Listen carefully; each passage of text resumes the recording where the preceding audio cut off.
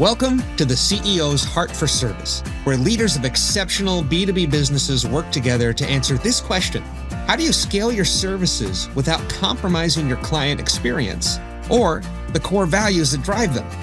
I'm your host, Matt Wolf. Join us as B2B leaders share hard-won insights and field-tested strategies for the tightrope walk between integrity and growth.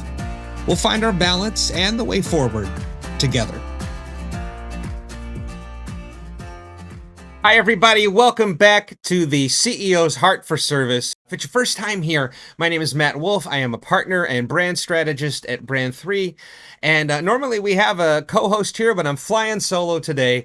I'm kind of glad because jealously, I got to spend all the time with our guest today, Mike Irving. He is the founder of Advanced Business Abilities. They do performance coaching. They work with leadership and sales teams. But this is not your ordinary conversation with a leadership and sales coach. We've spent a lot of time talking about the external blocks, the external strategies and things that help businesses scale with heart and purpose and intention. But Mike's going to help us get to the heart today. This is really a conversation about the internal things that block us, the blocks that we put in front of ourselves, and how do we get past that as leaders. And I'm just so grateful that he took us there. He just is somebody who makes you feel better after you've left the room with him or the podcast. And I think you're going to feel that. You're just going to be grateful to have spent some time with Mike Irving. And let's go meet him now. Hi, Mike. Welcome to the podcast. I'm so happy you're here. I've been looking forward to this all week, the chance to reconnect. Mate, me too. Thank you. And thank you for having me. I know the amount of work that goes into running a podcast. So grateful to be here and really looking forward to the chat and providing as much value as I can to the conversation.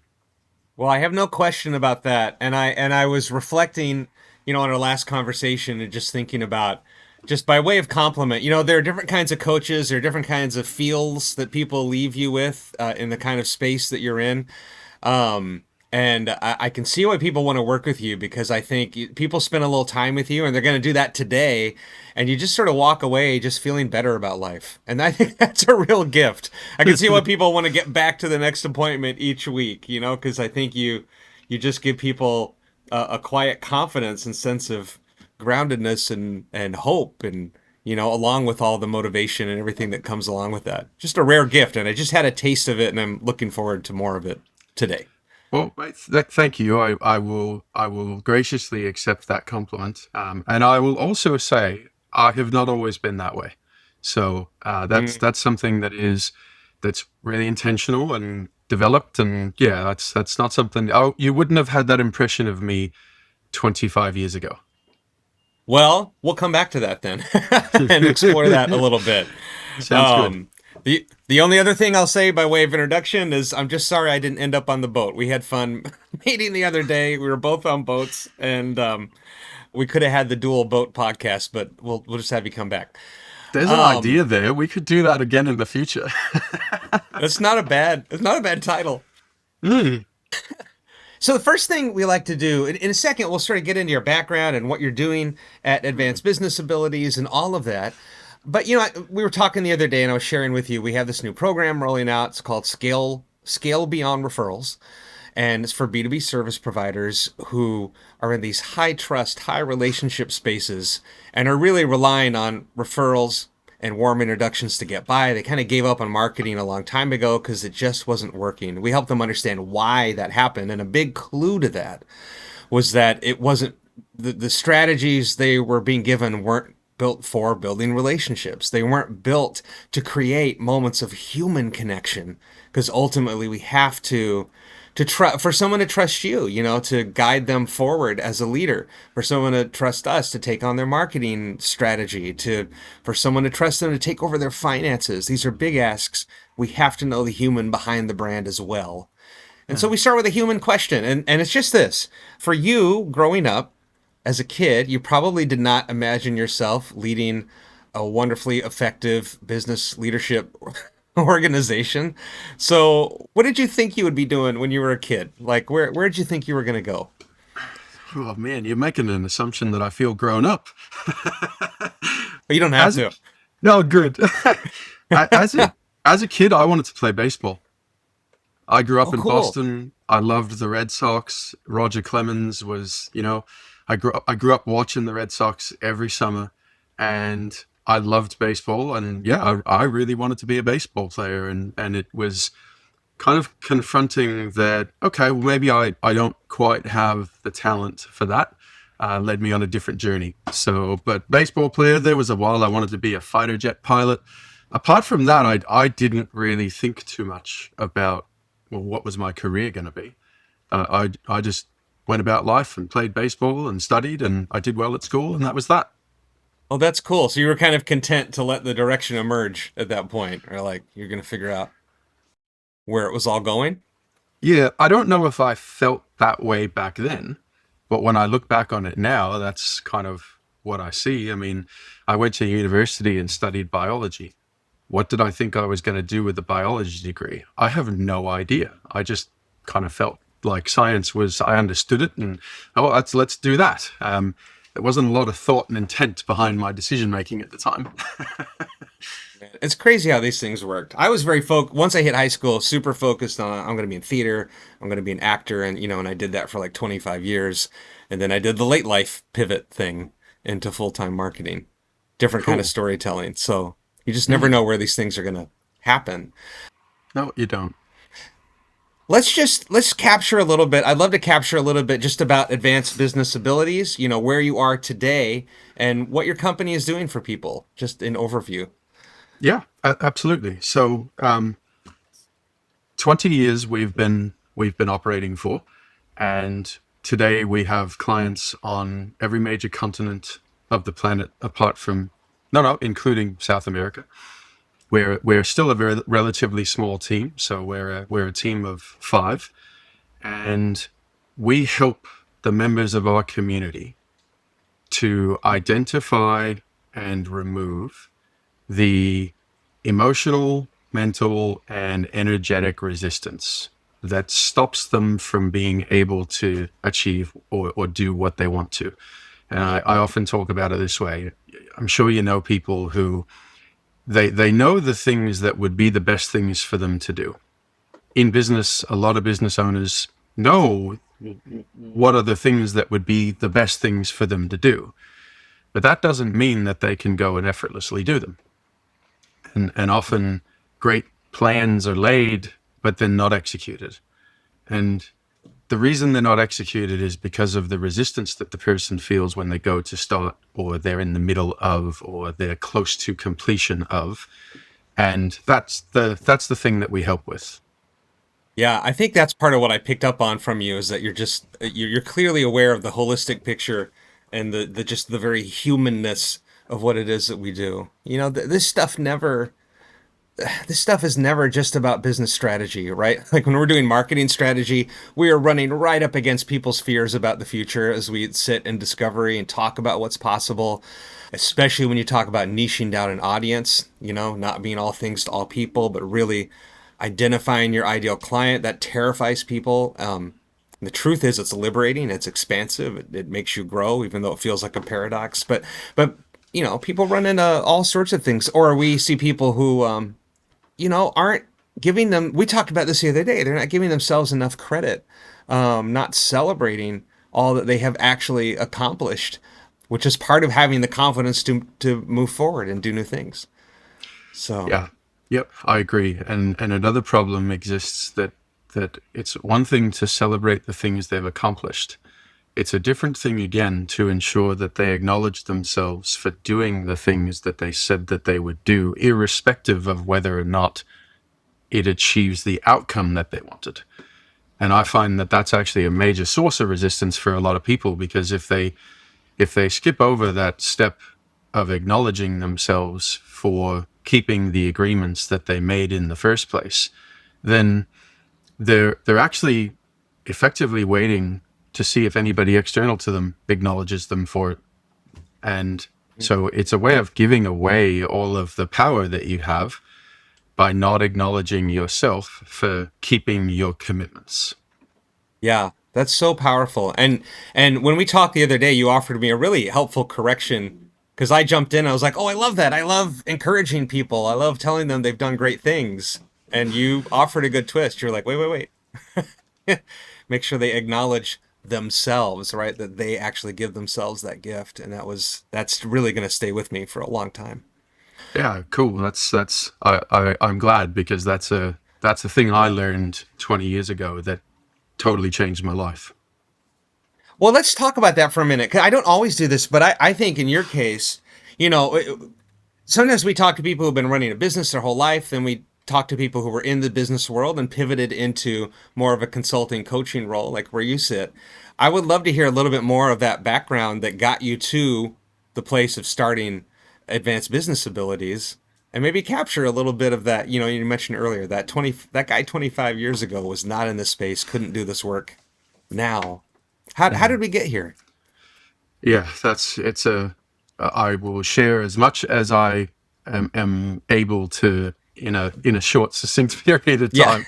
Um, so when I was 21, I landed in Australia, and I was originally only supposed to be in Australia for 6 months, and then go back to the United States and finish my degree and go and be a normal human being and get a job somewhere and do all that.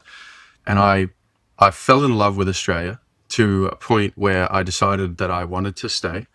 And that meant, first of all, getting a visa to be able to stay. And second of all, finding a way to earn some money. So I was able to do both. And the way that I was able to earn some money was I got a job going door to door doing sales, commission only. So Wow. residentially, and business to business eventually as well. But literally, door to door sales, pounding the pavement and learning how to deal with rejection and learning how to sell. And if I didn't sell, I didn't earn money. So that became a pretty important skill to get good at. I actually started a business 18 months later where I was recruiting people and teaching them how to sell and running direct sales campaigns on behalf of large corporate businesses. Customers thought we were employed by the large corporate business, whether it was a phone company or an energy company. But the reality was we were all independent, and I had a team of people at one point, 300 sales reps in 3 cities across Australia. So I learned how to sell and kind of went, oh, okay, hold on, this is how that works. Okay, well, let's go. And I started a business and I ran that business for, we'll call it 8 years, Okay. almost 9. Now, I started that business when I was 22. Mm.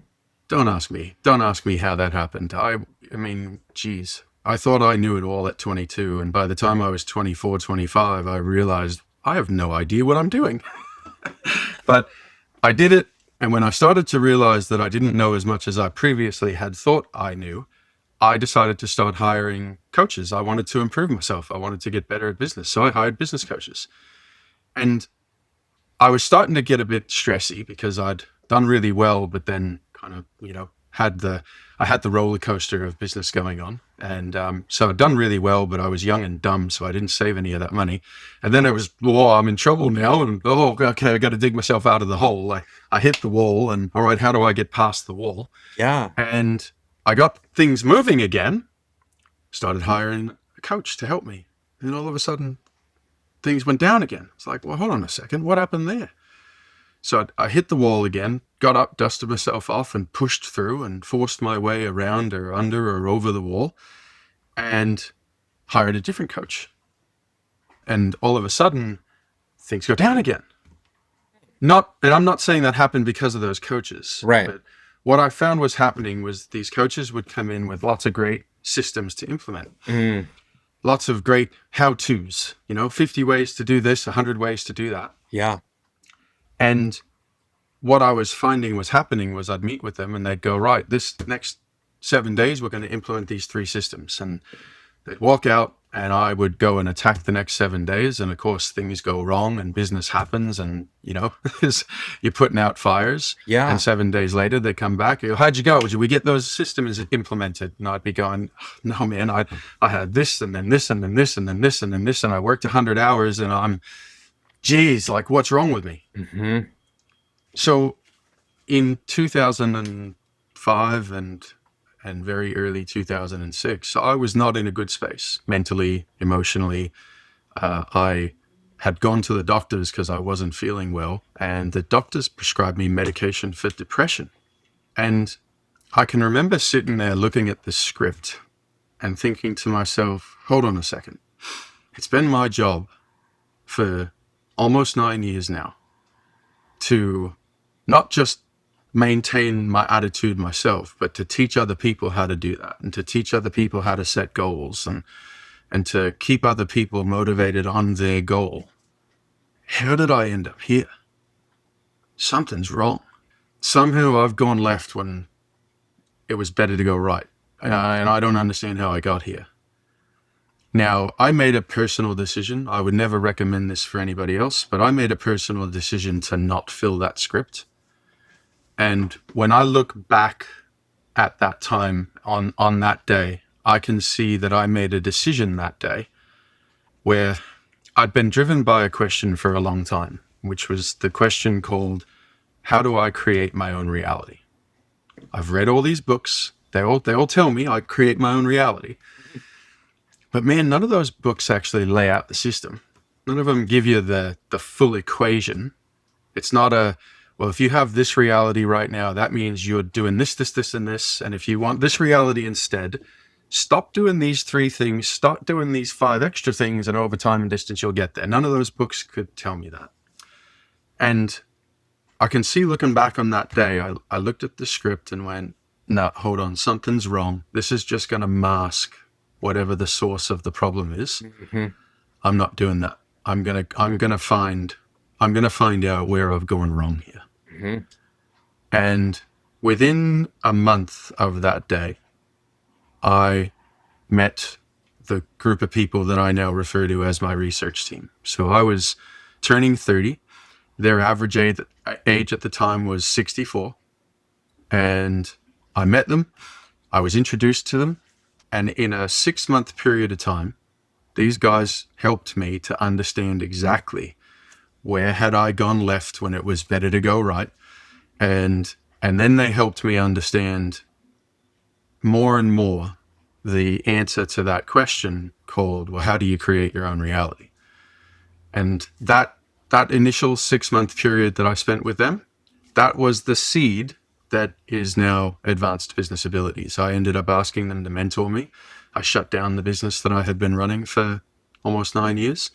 And I made a decision that I wanted to learn everything about how they did what they did for me, because I felt that I could combine my 8 years of experience in sales and building teams. And if I could learn how to do what they did for me, I'd be able to help a lot of people over the next 30, 40 years of my life. Wow. Wow, that's incredible. It's, I can't imagine bearing that much responsibility at that young of an age. Although I say that, and I had a similar experience where I was given a lot of responsibility. I think I was 22, 23, asked to be the worship leader at a big church, like 1,200 people a week. That was my version of what you experienced. And I wasn't ready for it, in terms of maturity and all of that. And my response to it when it wasn't going well, and now I get to talk about this in therapy, but my response to it was to go and hide, and just kind of find places to hide, whatever that meant. Literal hiding, because I had a little cubby way back in the corner of the church, emotional hiding, whatever, masking. But I found all these places to hide so that people wouldn't see that I was scared, didn't know what I was doing, whatever. And there were people who could have mentored me that I didn't embrace. And I wish that I had been able to do that at the time. But, sometimes you have to hit the wall to make that choice, have that understanding. Yeah, well, so I want to make sure you're not giving me too much credit here, because first of all, when I was 22 and I started a company, I had no idea what that meant. I'm a managing director. I had no clue what that meant. I didn't have any idea about fiduciary responsibility and governance. And it was just like I had a group of people around me that were all kind of doing a similar thing. And so, all right, let's go. We'll have a crack. And then the closer I got to 30, the more I found myself hiding, because I didn't know what I was feeling, and I didn't know how to explain it, and I didn't know what was wrong. And Man, I remember having a day where went in to run my morning meeting, which I would do every day for a group of salespeople. And the meeting was designed to, help them focus for the day, get them enthusiastic about going out and hitting some goals. And I ran the meeting and they all left. And normally I would go up to the front of the office and get ready to start my admin day and, interviewing, etc. Well, the sales team left and I went and hid in the back parking lot and I cried my eyes out. And I had absolutely no idea why. Yeah. Yeah. I had no clue what was wrong. Mm-hmm. And I'd spent 9 years wearing this mask of, I know what I'm doing. I'm setting goals and this is where we're going. And so I had this mask on of I'm supposed to be in control and I'm supposed to be the leader and I'm supposed to know it all and have a plan. And I don't understand what I'm feeling. And I don't have a plan to deal with it because I don't understand what I'm feeling. And I also don't have anybody that I feel like I can talk to about it. Like, what am I going to do here? I don't know what to do or who to turn to. Yeah. What stands out to me in your story, and it's not uncommon at all, and I resonate with it from different directions too. Like you were set up to sort of feel bad and feel like a failure and beat yourself up because of the paradigms that we all assume to be true. And so what I mean by that is, as leaders, we feel like we have to figure it all out on our own, right? And it's really an incomplete form of leadership. Really, like I would call it like a false picture of leadership. You should have, it's vital to have a coach, an outside perspective, or mentors, or these older people. Like I think it's really meant to work that way. Or you were given the system, right? And we've experienced that at Brand 3. I've seen other businesses struggle with that. You were given a system that somebody said, well, this works for everybody, which only sets you up to think, well, oh my God, it didn't work for me. The system is incomplete. Yeah, there's something wrong with me. Yeah, and it's incomplete without. Well, you have a better perspective on this than I will, but I think the systems that we read in the books and we learn at the conferences and are given to us, right, are incomplete because they haven't yet met the reality of all the humans involved in the story and on the team. They require a human on the outside to come in and help implement them. But there are versions of that, right? And so I've seen versions where people come in and they say, I'm your human to help you implement this system that works for everyone. But they're really just trying to make you do it the same way everyone else has done it, right? Instead of really coming in to say, well, this system is a bunch of helpful ideas, but we got to figure out how they unpack, how you get buy-in, how you adapt them, for the environment you're in. I don't know. Am I on to anything there? Look, I don't disagree with you, and I'll take it one step further based on what I learned first of all for myself, and then the theory that I applied to creating advanced business abilities and what we've learned since then. So I look at it this way, and this is true now more than ever before. 20 years ago, I had coaches coming in and saying, we've got 50 ways to improve this and 100 ways to get better at that, and all these systems we're going to implement. The how to run any business, it's all available for free. Mm. And that's true more today than ever before. Have a conversation with Claude and you can get an answer to how to do anything that you want to, including stuff that you have absolutely no understanding of at all. Right? Yeah. Yeah. So the real problem is not the how to. The real problem actually comes in implementation of the how to. And the block that stops implementation always happens between your two listeners, always happens in your thinking first. Mm-hmm. And so sometimes we can describe this as negative thinking. I will often describe it as resistant-based thinking, restrictive thinking. And it's the thinking that we go through when we're looking to implement something that actually creates the block in the first place. And so we don't come in and work with the members of our community to tell them how to run their business more efficiently.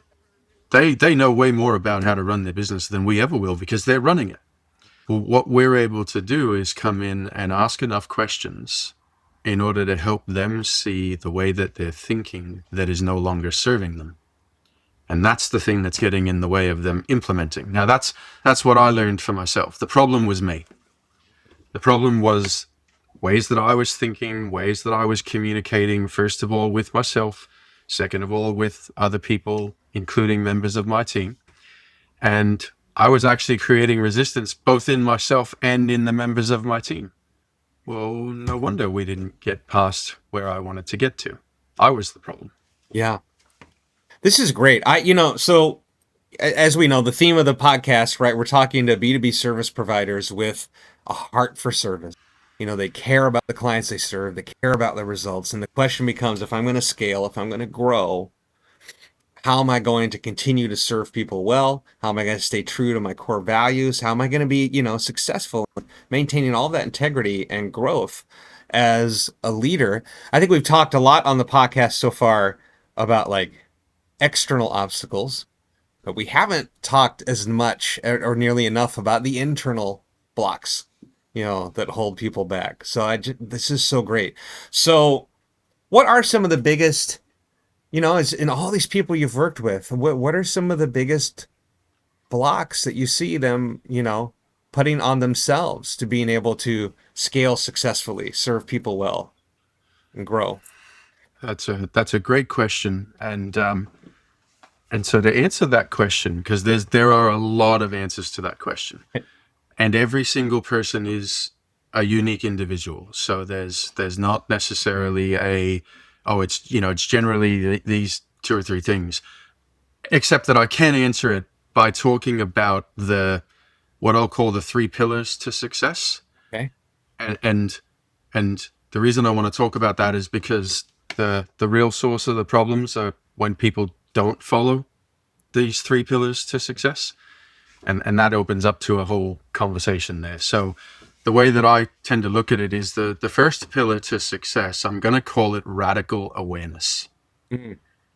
And so that involves you making sure that you're completely aware and that you are really confronting the true reality around your own strengths, weaknesses, blind spots, mm-hmm. attitudinal issues, competency issues, and aptitude issues. And that's, if you get people who, when you ask them, if they're talking about a problem and you ask them, well, what's going on? How come that's not going the way you want it to? When you start hearing people tell you all about the external problems that are stopping them, that's an indicator for me there's not really radical awareness there. Mm-hmm. Because I find it extremely valuable to take an approach to every part of your life where you view it as though you create your own reality. Mm-hmm. And what that approach does is it supports you whenever anything goes great. It supports you to go, okay, what did I do or not do? What did I say or not say? What were the successful actions I took that produced that result? And when things don't go great, same thing. What did I do or not do? What did I say or not say? What were the actions that I did or didn't take that produced that result? Yeah. Because it happened, so I created it somehow. Mm-hmm. Now, I'm not saying to take that attitude, literally with every single thing in life, but I find that's a really helpful approach to take. When something great happens, all right, what was it? What did we do? Mm-hmm. And when something terrible happens, all right, how did I contribute to the creation of that problem or that negative outcome? Yeah. The second pillar is total accountability, which actually aligns with that radical awareness. Mm-hmm. And the third pillar is then conscious creation. Mm-hmm. You're going to get closer to conscious creation by taking total accountability and radical awareness, because you'll start to identify the successful actions and the non-successful actions, the successful attitudes and the non-successful attitudes.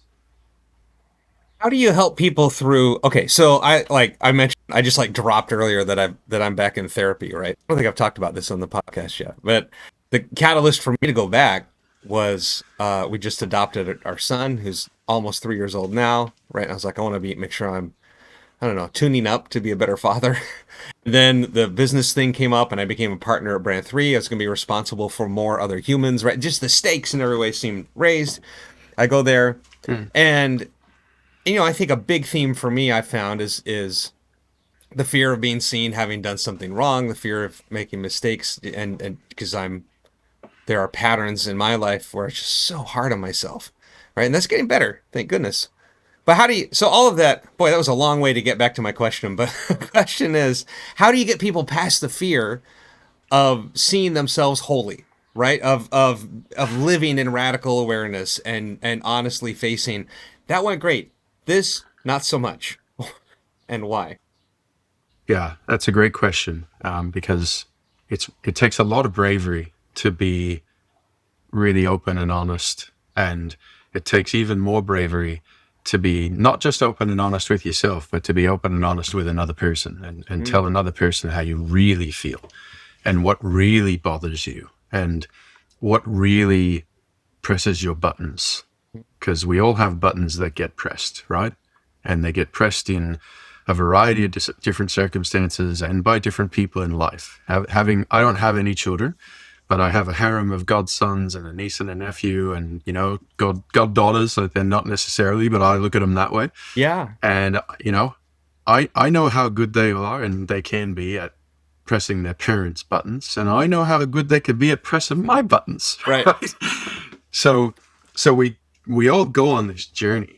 The question that you asked is how do I get somebody beyond the fear of that?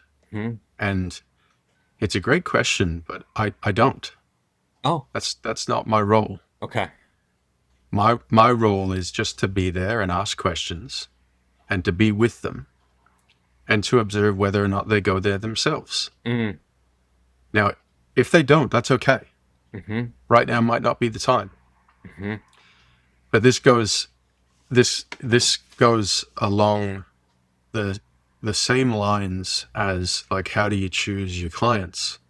I am not going to attempt to ever force somebody to go there, or nudge them to go there. I'm going to sit with them and see if they go there, and if they do, then I'll offer support. If they don't, that's okay. It's far better to ensure, if you're going to go down that journey with somebody, super important that they're choosing to go down the journey, not that they're forced to, or that they're corralled into, or that they're convinced to. It is their choice. So allow them to choose. Just create the space where they can feel safe to choose yes if they want to. mm-hmm. Boy, to me, good coaching is so much about it, or counseling, I suppose, but creating space, right? Useful, curated, guided space, but where people can make those choices for themselves. And I would call those spaces fairly sacred because we just don't have them much in our lives. We just don't.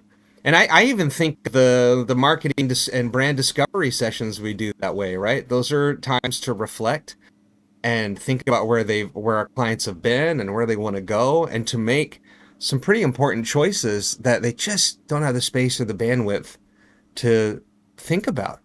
And it was fun. I was just talking yesterday to a coach who's working on a marketing project, and they told me the story of a new client that came in, and at the beginning was very much in like go aggressive, ambitious mode, and it was all about, I want to get a career at this place, right? And this is the career track I'm on, and these are my goals, and this is what I want to talk about.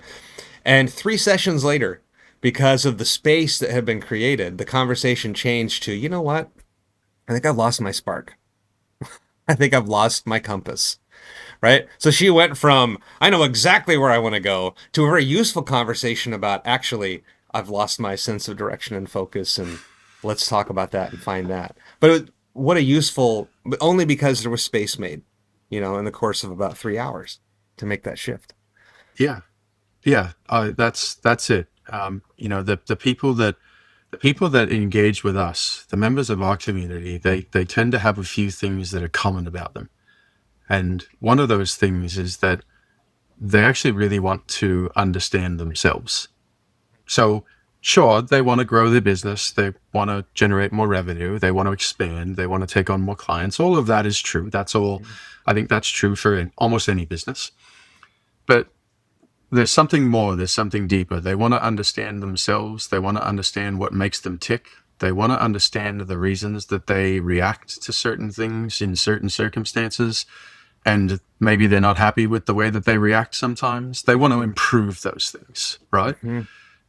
That is where the radical awareness and total accountability pillars actually mean a lot.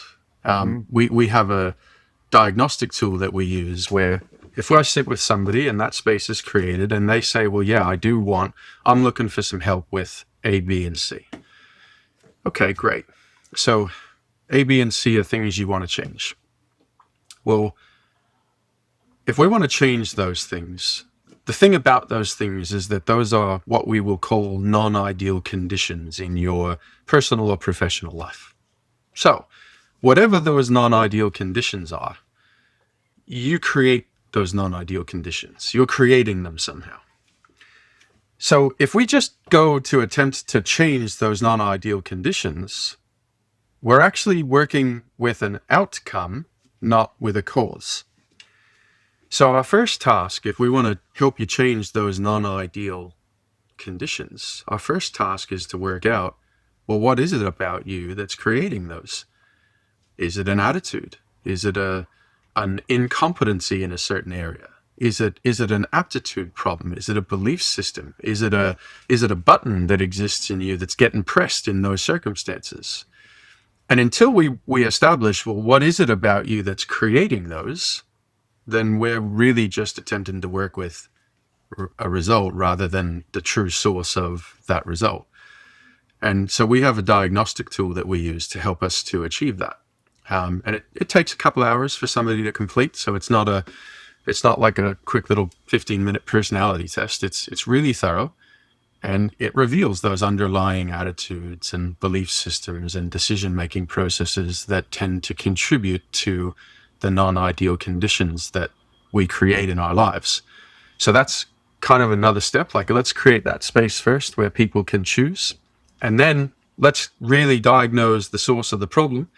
And then they can choose again whether or not they agree with it and whether or not they actually want to do something about it. What a gift. I mean, to have that space and that experience. I want to turn it back to you for a second again. So as you think about your journey of having grown, scaled the business that you have now of advanced business abilities, where have you gotten stuck? What sort of challenges did you see along the way in terms of, growing, continuing to serve people the way that you wanted to serve them? How's that look? Because you got 20 years under your belt. Yeah, I do, which means I've got lots of mistakes under my belt too. Yeah. lots of errors and things that I did that didn't work that I learned from. Yeah. So I think one of the most challenging parts of life and business generally is continuing to be willing to inspect the ways that you create your own problems. Mm. And as we grow a business, when we start a business, we have a certain set of problems that we're working on solving. And then as we solve those problems, what happens is a new set of problems turn up that we didn't expect. And so then we work at solving those problems. And all of a sudden we solve those problems, and there's now a whole new set of problems that turn up that we didn't expect. And that happens over a long period of time. And this is going to sound funny, but there's plenty of people who are actually dealing with the problem of, what do I do with this money? Now, that sounds weird, but I only say that as a way of kind of illustrating what I'm talking about. When we start a business, we have a certain set of problems.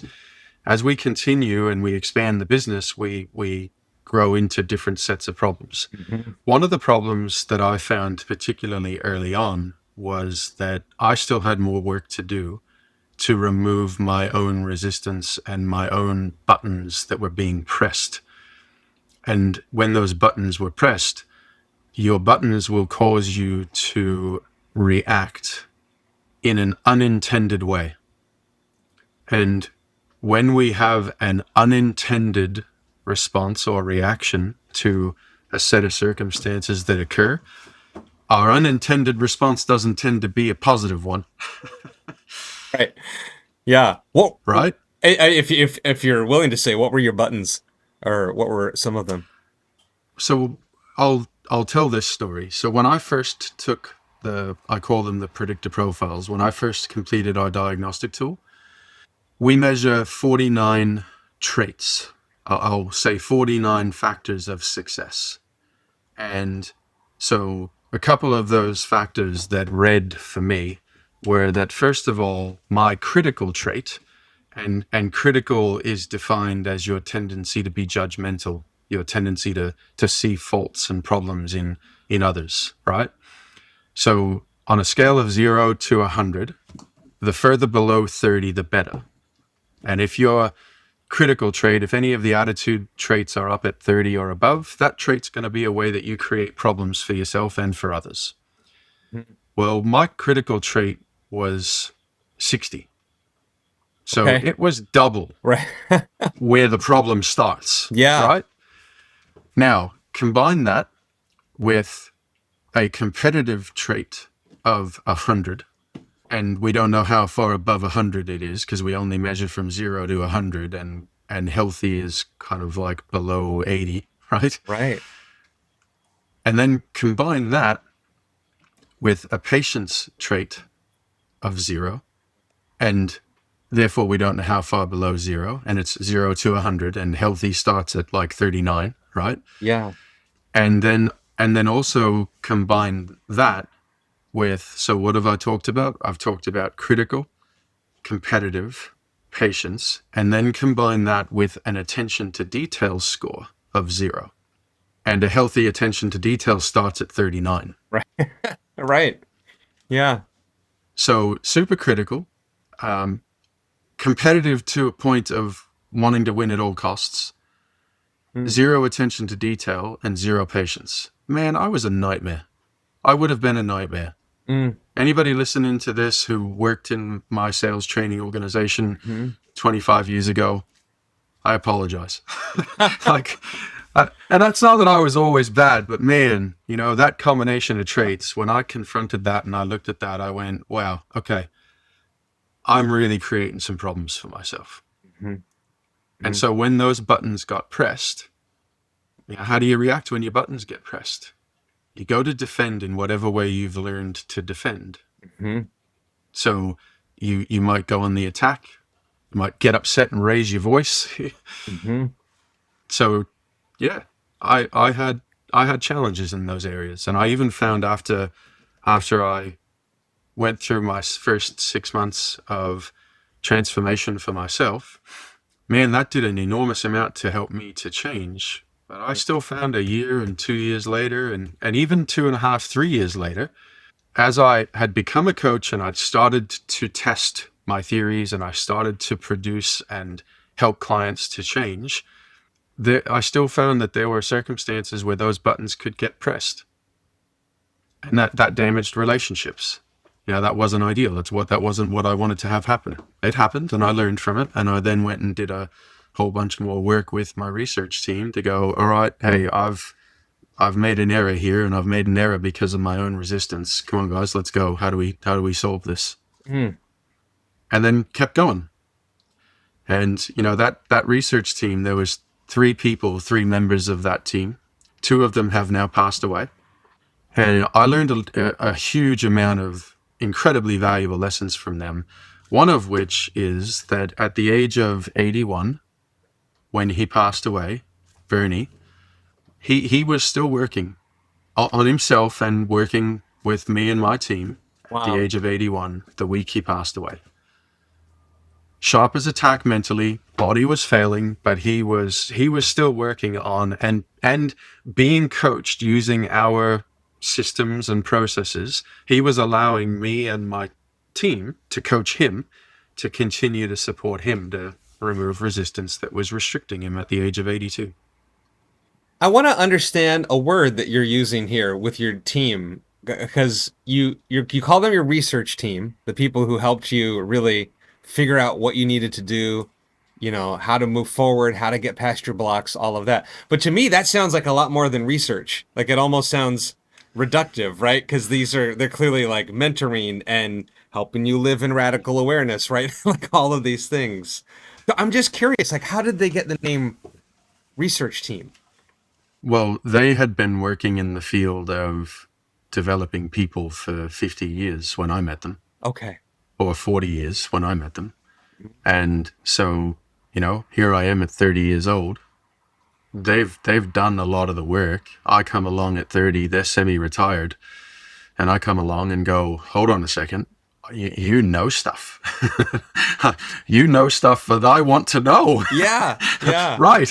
Come on. When I was 30, I didn't understand what I was asking them to do. When I asked them to mentor me, I can tell you I did not understand what I was asking them to do. Of course. I believe that they understood what I was asking them to do, but I can tell you I did not. Yeah. And because they had already been doing it for a very long time. And so when I came along and went, okay, hold on, put my hand up, guys, I want to know everything. I want to understand this. Hmm. And they had already spent the previous 9 or 10 years researching. They had hit their own wall twice in the organization that they had built, and it had come crumbling down. And after the second time, they got together and went, right, well, let's shall we have another go? And they all agreed not to, because they didn't have an understanding of what the real problem was that had stopped them the first two times. And so they went, no, we're not doing that until we figure out what's actually gone wrong here. So they kept working and researching and aiming to understand, and they solved that problem. Once they solved that problem, they were kind of like, "Oh, in my 60s now, I don't really know if I want to go out and work that hard." But then I came along. Huh. And so that's why I call them the research team. Now I Hmm. differentiate. There's the research team, and then there's the team I'm building. So it's Right. not just me delivering the service that we Right. deliver. And so there's a differentiation there as well. I think the main reason I wanted to punch in on it a little bit was I just love the very simple concept, which I was really only introduced to a few years ago, that every leader really should have their team, you know, of people supporting them, should build their own team. And I don't know that everyone's heard that yet, that's just like we were talking about earlier. It's not that you like need a coach to fix something terribly wrong about you. It's you should have, right? There's just a natural way of things that we have sort of cut ourselves off from. This simple idea of having your team, your community, your tribe, and your mentors and the people around you, or your coach and this people that sees you in a way that you can't and can speak into your life in a way that no one else in your life can. And we just need, these are good and wonderful things, I guess is my point. I couldn't agree more. I find that they're essential. And they're essential if you really want to continue to develop yourself, your skill set, your thinking, your decision making. Michael Jordan had a coach until he retired. Now, if the best athletes in the world have coaches that they engage with in order to support them to spot the blind spots or to spot the weaknesses and to improve them and to really capitalize on their strengths and have that objective viewpoint to direct their attention, because that's really all it is, right? A coach takes an objective viewpoint with your permission Mm. in order to direct your attention to things that are important and valuable to give attention to, Yeah. including your own reactions and responses and ways of communicating that are ineffective, or ways of communicating that you're not aware of, Mhm. right? Everything we do communicates. And so we are either Cool. constantly communicating very intentionally, which will produce intended outcomes, likely, or we actually end up communicating unintentionally, which then will produce unintended outcomes. And it's not often that those are positive. Wow. I'm just going to say that again, both for the audience and for my sake. Everything we do communicates everything. I feel like I've heard versions of that, and I can't describe why, but it's landing with me like a ton of bricks this time. It's just so true. Well, I'd like to just explore briefly. One of the things we like to look at is how a business has learned to both talk about and live into the client journey, I guess is the way I would say it. So if you got a B2B service, any kind of service like that, which is all based on a relationship, and this is true of marketing in general, you're going to have a really hard time starting that relationship until you have a really good story about who you are and the people you serve. The story between the business, the ideal client, is the story of that relationship. And that's so powerful. People don't understand. That's brand strategy, what I'm talking about.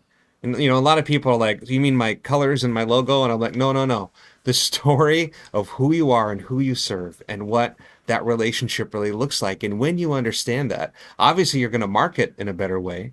Obviously your sales process is going to improve and accelerate the sales process, but it also continues to cascade. The benefits and the impact of doing that work cascade into client experience, where you have a chance to actually live up to the promises of all the big shiny words on your website, right? Make them become a reality, and even culture. So we like to sort of look at that sort of flywheel of the client journey that's all impacted by brand.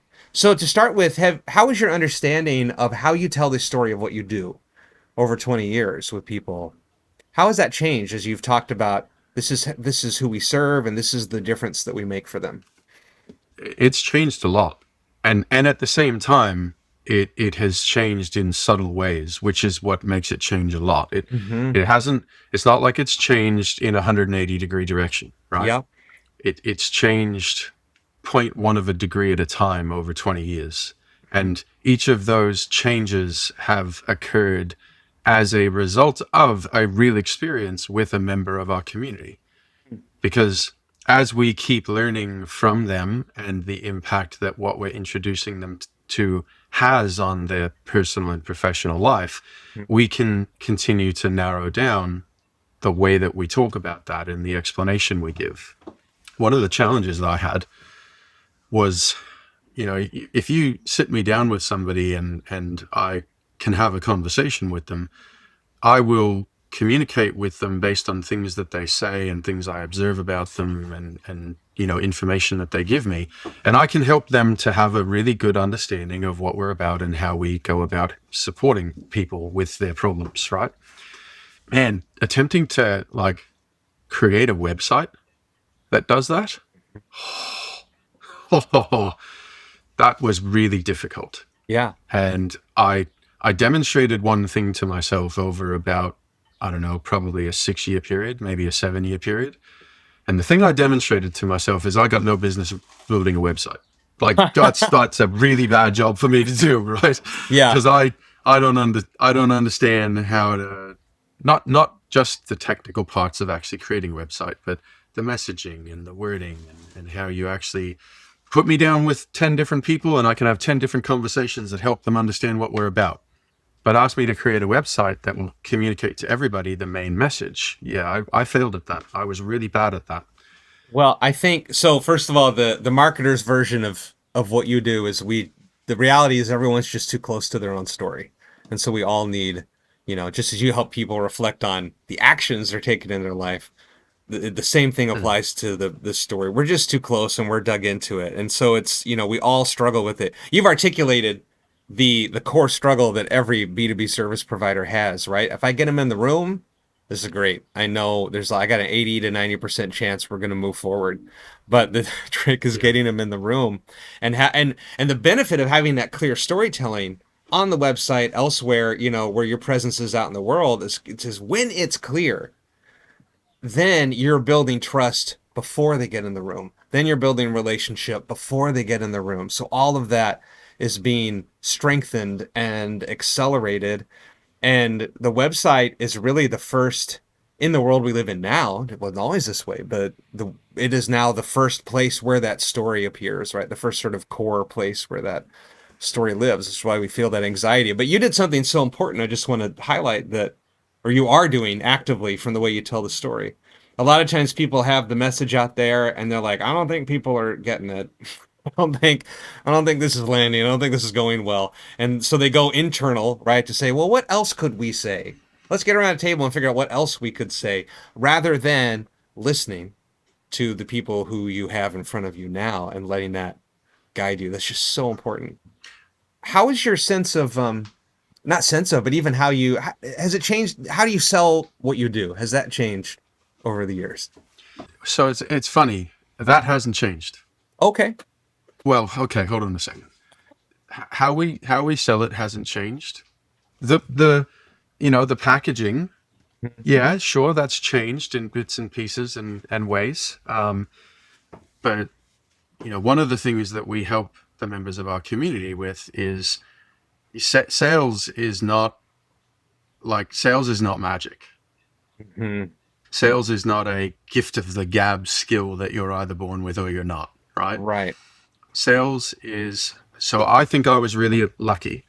When I was 21, I started going door to door, commission only sales. And I saw quickly that sales was a process, it was a system.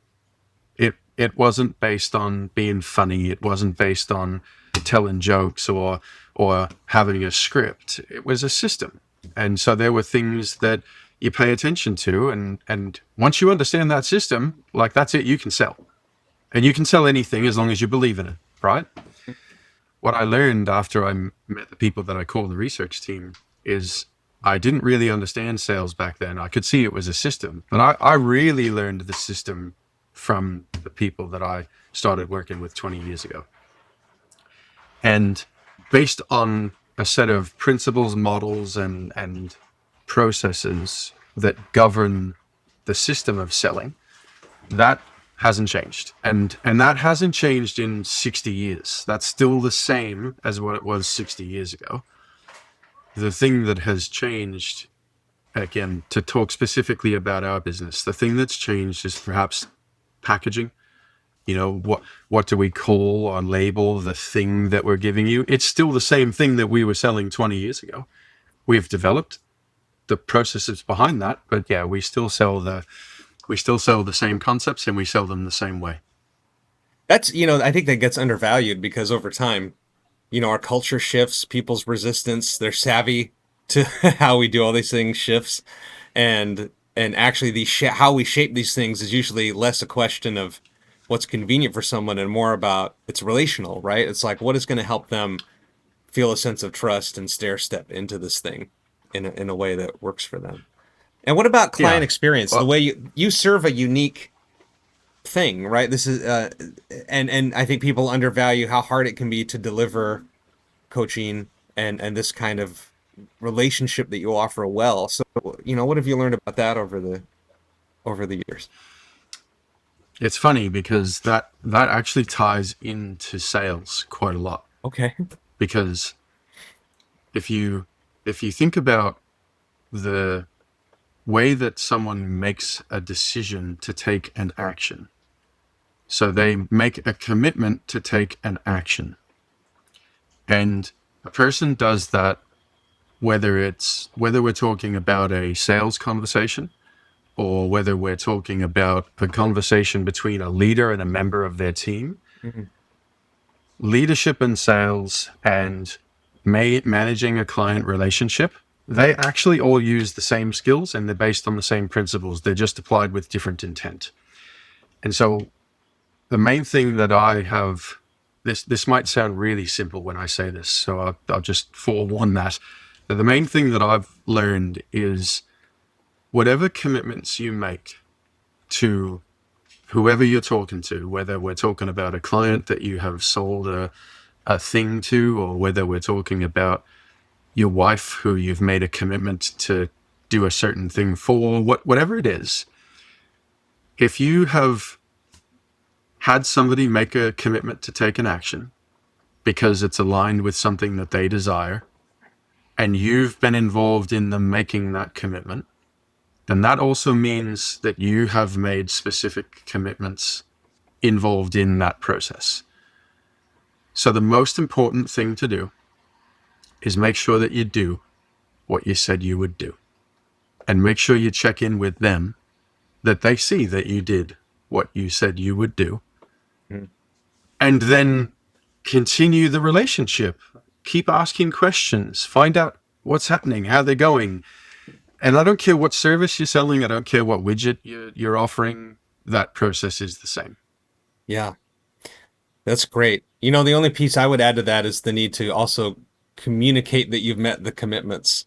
And so, in your space, it's a little more, you know, clear because you're in the room with people. These things are happening. You're delivering the service live. But there are many services, right, where people miss when you get to client experience. They miss two big things. They miss the opportunities to help people understand the ongoing value of what's been provided. Okay, no, three things.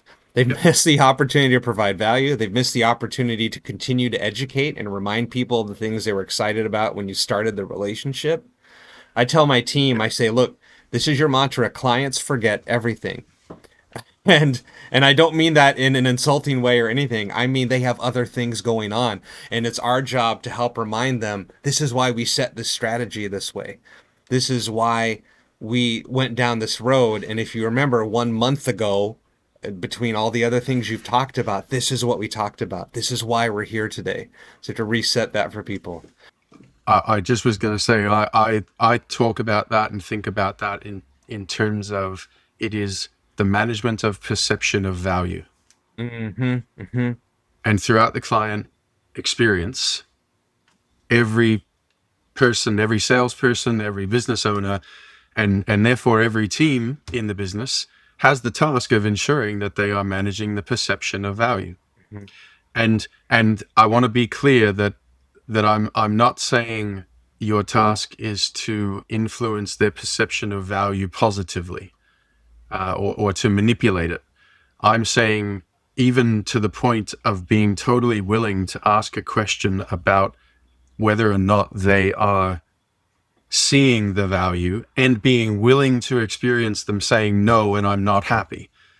It's important to be willing to hear that and then take that information and ask more questions and find out what you can do to alter their perception of value, to make sure they are getting value. Yeah, that's wonderful. Oh, the other thing I was going to say is we forget sometimes to celebrate the things that they've accomplished along the way too, and the milestones. And now I know, thanks to you, I've got to make sure that they celebrate it for themselves.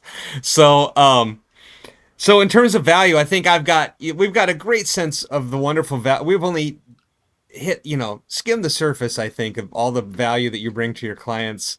I think you've brought tremendous value to people today, just in that we're focused on this internal piece, right? These things that hold people back from the inside. I think we've spent a lot of time today validating the goodness and the rightness of having help and not being on your own. So I just thank you for reminding us of those things today. I know we've been at this for a while and we're about out of time, and I want to, the last thing we always tend to do, we call it our behind the brand questionnaire. And it's really this simple idea. If you're like I said earlier, if you're a B2B service and you are in a space that is built on relationships and trust, to market, to sell those things, we're going to have to give people an encounter with you, the human. So not just the good information that you put out in the world, not just the good thought leadership, all of that stuff, but who is the human having the thoughts.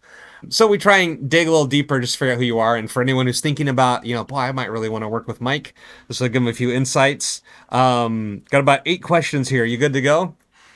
Mike, go for it. No problems. Happy to. Awesome. Oh, 7. I miscounted. Oh, anyways.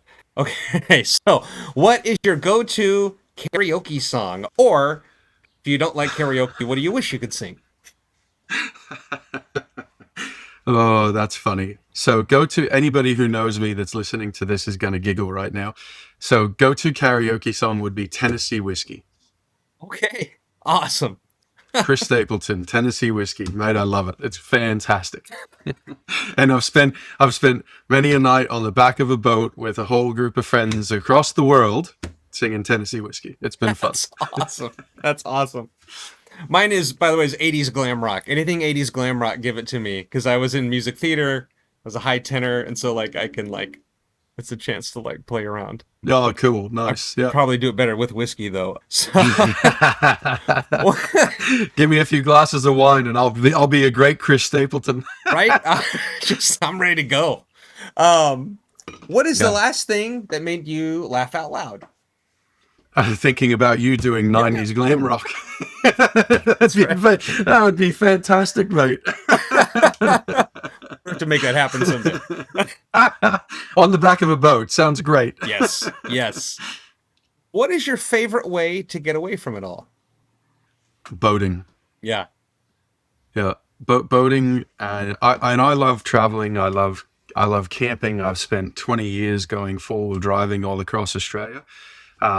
More recently, in the last 10 years, boating. Going away, dropping anchor, and being away from everybody and spending time with people that I really care about. Yeah, that is just a fantastic way to unwind. Have a couple of glasses of wine, have some really nice food. Yeah, that's perfect. Awesome. Yeah. I can relate to that. You're further down the boating journey than I am, but I've just felt hints of that, how much that can mean. What Mm. smell reminds you of a specific place or time? Have you been to Africa? Anywhere in Africa? I have, but I've only been to Morocco. I've been to Casablanca. So, so I've been to Kenya, Tanzania, Botswana, South Africa. Africa has a smell, Mhm. and there's a smell, particularly in Botswana, that Oh, wow. I can transport there instantly. There's a business there run by a couple of friends of mine called Lataka Safaris. And if you ever want to go to Botswana, they are the people to do it with. Okay. And yeah, absolutely spectacular. Transports me there in a moment effortlessly. Isn't that incredible? Yeah. What is one day in your life you would like to relive? Well, am I reliving it because it was fantastic, or am I reliving it so I can have a mulligan? It's player's choice, and it's so funny you said that. We did another interview this week where it was the mulligan for the first time. Well, I'm going to give you a mulligan. Okay. So, September 14th, 2025. Okay. My wife and I were taking the boat up around the northeast corner of Newfoundland, and we were cruising underneath Fogo Island, and we got into this place. There's a provincial park there called the Dildo Run Provincial Park, and Dildo Run is a waterway that goes from there. It's nice and protected, and then you come out and you can cruise into Lewisport. So we got in there and we dropped anchor and had a fantastic night and woke up the next morning. And so the next morning, September 14th, this is the day I would like to have a mulligan for.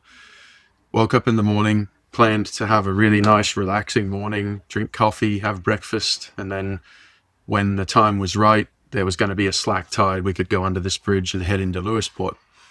So I went down to the engine room to do all my normal morning checks and get the generator started so I could put the coffee on.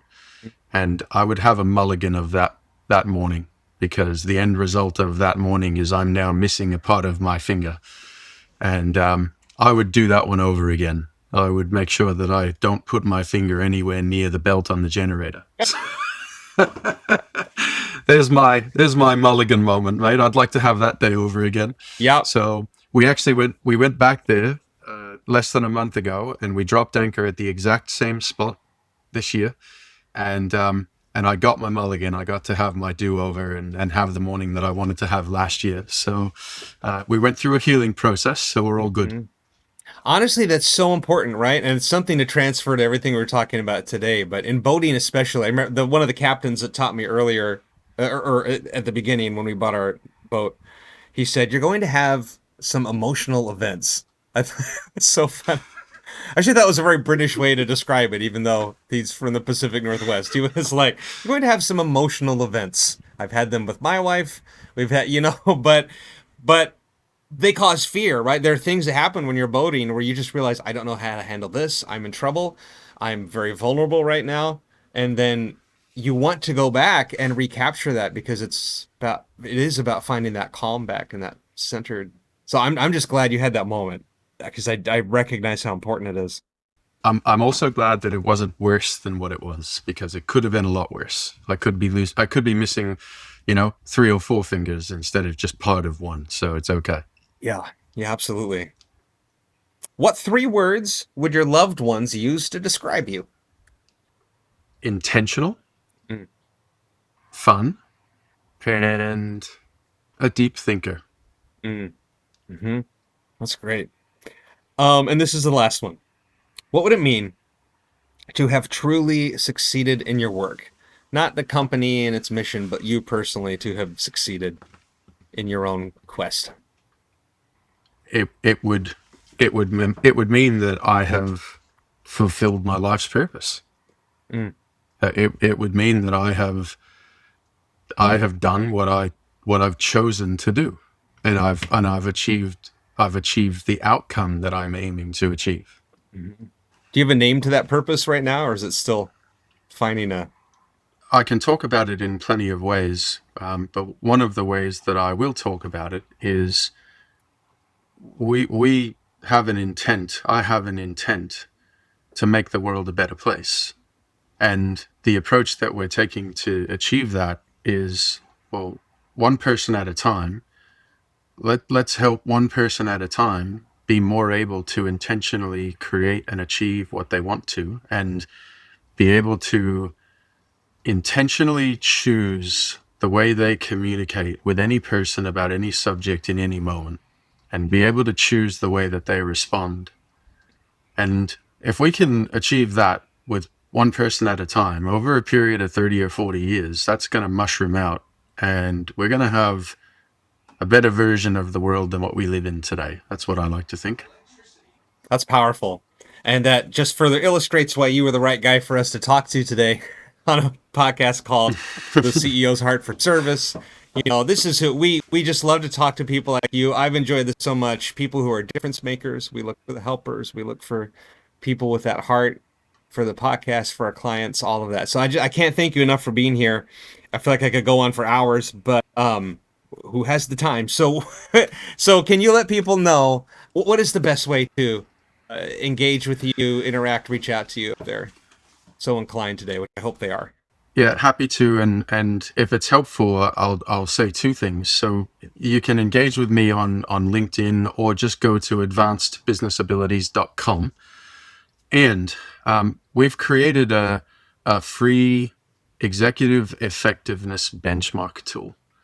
And so if anybody would like to spend 10 or 15 minutes just responding to a few simple questions, it's going to give you a 90-day plan and a benchmark report, so that you can see how you're going in terms of your thinking compared to your peers.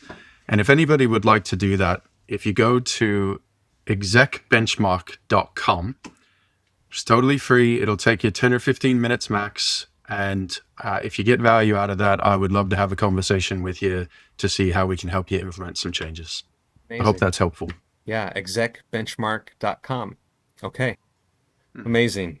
For our side of the table, I mentioned earlier, we have this new program, Scale Beyond Referrals, for B2B service providers who gave up on marketing and got frustrated and are trying to get by on referrals and warm introductions. We're going to help you understand why it just never clicked, introduce you to a framework for relational marketing.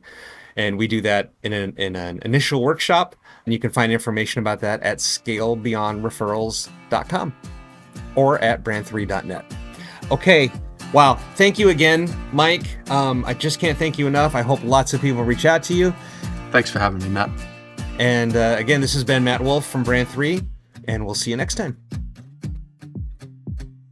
Thank you for joining our conversation on how to scale a business without losing its heart. If you found this episode helpful, here are 3 quick ways you can support our podcast and share it with others. First, subscribe to the show here on this platform. Second, leave a review in your podcast app. Your feedback helps other leaders with a heart for service to find this community. Third, share this episode with a B2B leader who's trying to scale their business without compromising the quality of their services. The CEO's Heart for Service is a production of Brand 3. If you're a B2B service provider who delivers exceptional service, but struggles to get your marketing to connect with the right people, find us at brand3.net. And sign up for our Brand 3 newsletter that only sends marketing insights worthy of your inbox. Genuinely helpful stuff for the road ahead. The CEO's Heart for Service is also supported by Forge Podcast Company, a turnkey production solution for using podcasts to reach a wider audience, win new clients, and grow. Find them at forgepodcast.co.